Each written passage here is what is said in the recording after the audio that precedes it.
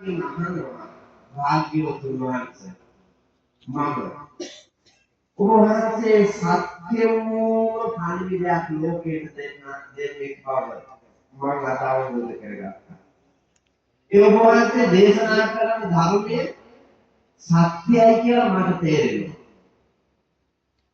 ඒ ඔබ වහන්සේගේ දර්ශනය අනුගමනය කරන ඔබ වහන්සේගේම ශිෂ්‍ය පුත්‍රයන් වහන්සේලා වෙන ආර්ය මහා සංඝරත්නය සත්‍යයි කියලා මම පිළිගන්නවා.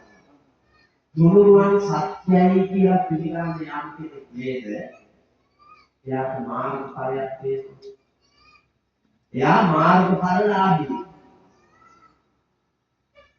එයාට සෝවාන් වෙන්න එච්චර අමාරු නෑ.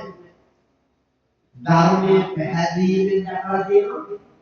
බුදුරජාණන් වහන්සේ පැහැදීමෙන් දක්වලා තියෙනවා. ආර්ය මහසංඝ වල පැහැදීමෙන් දක්වලා තියෙනවා. පැහැද සිත් ඇතිව තුරුවන් දැකීමම නිවන් මාර්ගට ප්‍රවේශය. සුභමානෝක ලැබුවා.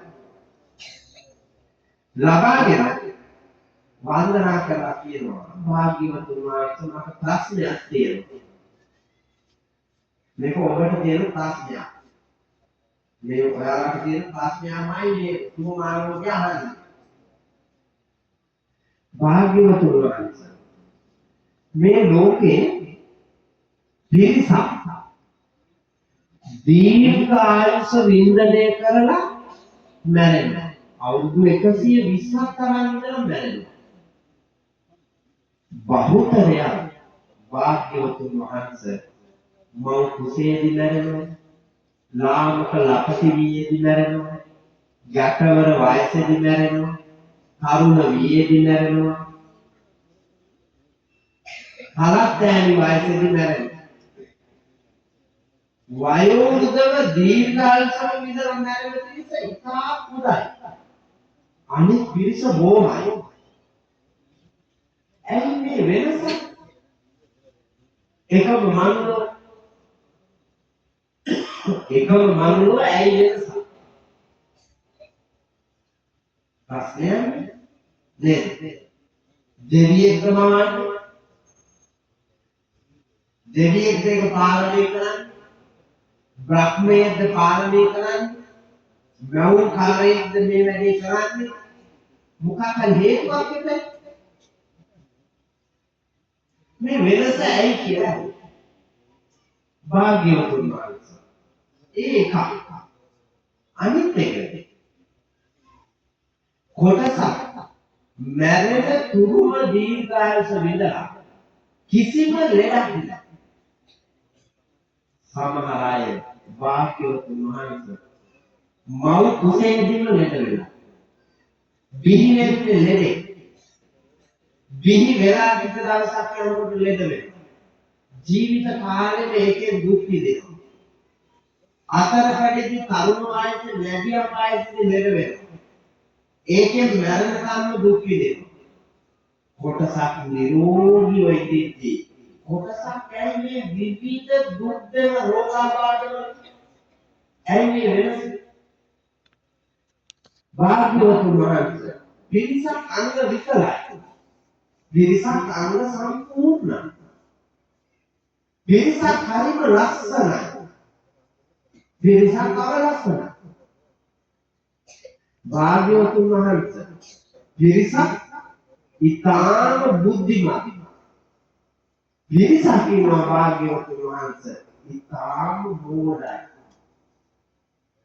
භාග්‍යවතුන් වහන්සේ පිරිසක් හරිම පොසත්. මහා ධන කුවේරේ ඇහැ කන නාසාදී ඉන්ද්‍රියන් ඍෂිසේ විනව පිනවා ජීවත් වෙලා නැහැ. සමහර අයට ඊට හේවණක් නැහැ. කන්න කෑමක් බීමක් නැහැ. ඉන්න තැනක් නැහැ.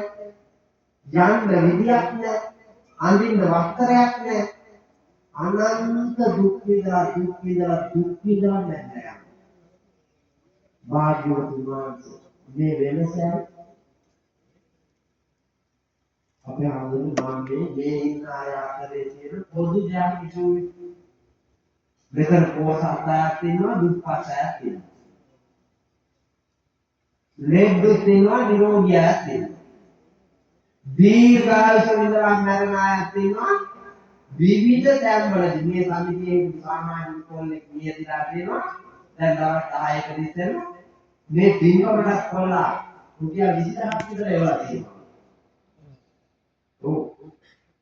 එහෙම ඒක කොල්ලා දින 10ක් තියෙද්දි මේකට එන්න නිවාඩු දාලා. කොල්ලා නේද? කතාවේ කරලා බලන්න. බලාපොරොත්තු කෝටිය. ඒක ඉස්ස කරගන්න ගන්න ඉවසවල. නේ? තද බල ශනික රෝගයක් ආව රෝගය විසින් භද්‍ර යවණයේම මංගලයි. ඇයි මේ වෙනස? කොටසක් බුද්ධිමත්. කොටසක් මෝඩයි. කොටසක් අංගවිකලයි. කොටසක් අංග සම්පූර්ණයි. ඇයි මේ වෙනස? ඔයාලා අතර